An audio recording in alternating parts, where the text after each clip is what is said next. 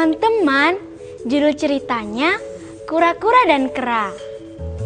Pada zaman dahulu kala, ketika itu bangsa binatang dapat berbicara seperti kita manusia. Hiduplah seekor kura-kura dan kera. Pada suatu saat, kera ingin pergi mengambil tunas pisang. Ia singa ajak kura-kura agar mereka pergi. Kera berkata, Kita pergi ambil tunas pisang, kura-kura. Kura-kura pun menjawab, saya tidak punya parang. Kera pun menjawab, Ini saya punya parang. Nanti kita bagi dua. Saya bagian bawahnya dan kamu bagian atasnya. maka sepakatlah mereka pergi. Mereka pergi mengambil tunas pisang. Sekembali mereka sudah membawa satu orang satu. Kura-kura menanamnya di bawah pancuran atapnya, sedangkan kera menanamnya di samping tungkunya.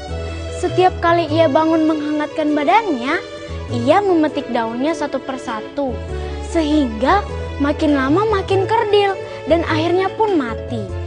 Lain halnya dengan kura-kura, makin lama makin subur, karena setiap malam ditetesi embun. Sekitar setahun lamanya, berbuahlah pisang milik kura-kura. Kera pun datang ke rumah kura-kura. Kera pun meminta untuk memanjatkan mereka. Kura-kura pun setuju, sebab ia ingin menebangnya, tetapi ia tidak punya parang. Kera pun segera memanjat. Setibanya di atas, ia memetik satu dan dimakannya. Ia memberitahukan kepada kura-kura bahwa sudah manis.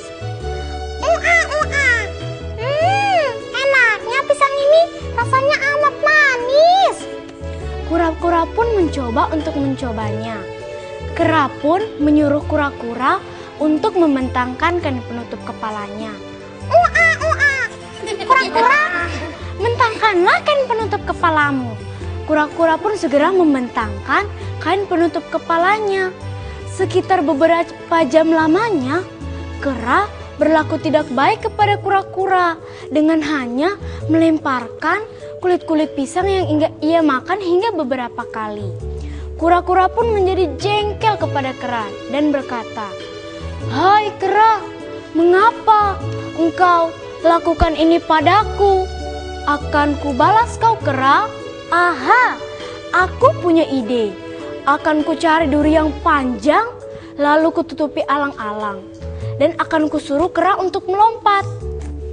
Kemudian kura-kura pun menyuruh kera untuk melompat sambil berkata, "Hai kera, cepat-cepatlah melompat, sebab mereka, rombongan raksasa, akan lewat." Kera pun segera melompat. Sesampainya di bawah, ia langsung tertusuk duri hingga tembus ke punggungnya.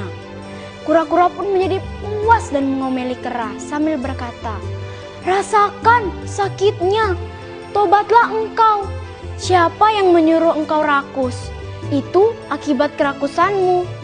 Demikianlah cerita yang saya bawakan. Semoga kita dapat memetik hikmah di balik cerita ini, bahwa setiap kerakusan itu pasti akan berakhir dengan perbuatan yang tidak baik. Nah, itulah tadi penampilan teman-teman Nanda yang ada di studio. Pasti teman-teman di rumah bisa juga tampil di studio ini. Syaratnya hanya satu, yaitu berlatih dan belajar. Demikianlah Ceria Anak Bangsa kali ini. Saksikan terus ya Ceria Anak Bangsa selanjutnya. Salam ceria dan